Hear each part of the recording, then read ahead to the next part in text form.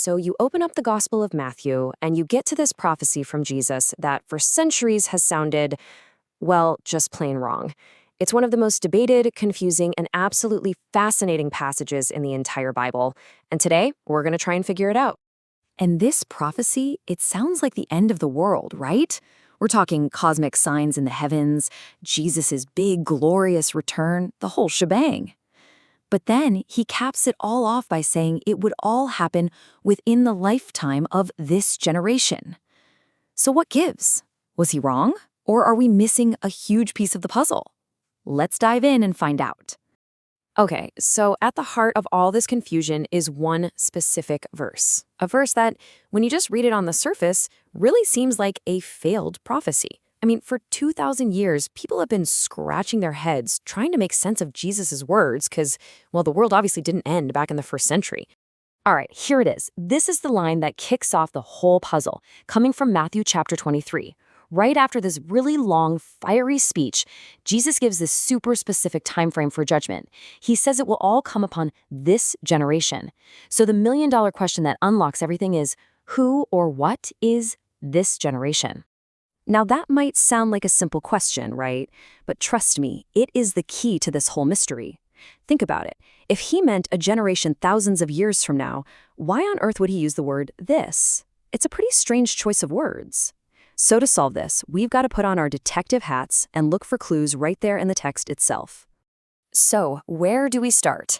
Our first clue comes from looking at the verses immediately before this prophecy. You gotta ask, who is Jesus talking to right before he dropped that line about this generation? As you're about to see, context is everything here. Okay, so check this out. In the chapter leading up to this, Jesus is not speaking in some vague philosophical way. No way. He is pointing his finger directly at the religious leaders of 1st century Jerusalem, and he hammers them over and over with the word you. He says, I send you prophets, some of whom you will kill, so that on you may come all the righteous bloodshed. It's so direct, it's personal, and it's a massive accusation. Okay, so now let's put our key verse right back into that context we just established. Suddenly it clicks, right? Truly I say to you, all these things will come upon this generation. The you he's been calling out this whole time, that is the this generation he's talking about. It's a direct link. So what does our first clue tell us? It points to one very clear conclusion. The immediate audience isn't some far-off future group of people. Nope. It's the 1st century leadership and, the crowd standing right there listening to him. All right, let's move on to our next clue and see how this all starts to stack up. Right after this whole exchange, Jesus leaves the temple, and his disciples, who are clearly and understandably shaken by what they just heard, they pull him aside to ask a question. And the way they ask it, it's incredibly revealing. Just look at this sequence of events here. First, Jesus tells them that the magnificent temple, this was the center of their entire universe, is going to be completely demolished. Not one stone, he says, will be left on another. Whoa. So, of course, they're stunned.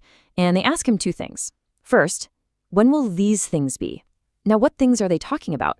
Well, the things he literally just told them about, the judgment on their generation and the destruction of their temple. This is so crucial. The disciples' entire line of questioning is triggered by these immediate, local, and totally catastrophic events Jesus just predicted for them and their city. They're not asking about the end of planet Earth. They're asking about the end of their world as they know it. It's a huge difference. Okay, now for our third and final clue. And this is where things get really, really interesting. This one is all about understanding the unique language of biblical prophecy. You see, prophetic books are just filled with this dramatic, symbolic, and often non-literal language to describe major historical events, especially when they're talking about acts of divine judgment. Okay, let's take the word the disciples use for coming. In Greek, it's parsia. Now, when we hear coming, we automatically think of a physical second coming, right? But the word itself actually has a much broader meaning. It can refer to a visit from a king or just a really significant world-shaking event. It can absolutely mean a coming in judgment, not just a physical arrival. And this kind of language is all over the Bible. It's not a one-off. Just take this example from the Old Testament. The prophet Isaiah says God is riding on a swift cloud to come to Egypt in judgment. Now, did anyone back then believe God was literally, surfing on a cumulus cloud? Of course not. It's what you'd call prophetic hyperbole. It's epic, dramatic language to describe a very real historical act of judgment. And this next point, this is critical. When the disciples asked about the end, the Greek word they used was aion, not kosmos. And as you can see, there's a world of difference. Cosmos is the physical world, the planet. But aion, that means an age, an era, a specific period of time. So they weren't asking about the end of the universe. They were asking about the end of the age they were living in, the Old Covenant age, which was completely centered on that temple that Jesus just said was going to be destroyed. Okay, so we've looked at the audience, we've decoded the disciples' question, and we've talked about the special language of prophecy. Now it's time. Let's put all the pieces of our puzzle together and finally solve the mystery of this generation. So let's just recap the evidence real quick. Clue 1, the immediate audience was 1st century Judea. Clue 2, their question was about the destruction of their temple and the end of their specific era. And clue 3, the prophetic language used to talk about these things is symbolic. It's describing a coming in judgment. So when we put all these clues together, the conclusion becomes, well, kind of unavoidable. The phrase, this generation, wasn't some cryptic code for a far-flung future. It meant exactly what it sounded like. The very people standing right there, Jesus's contemporaries. And what that means is the prophecy wasn't a failure at all.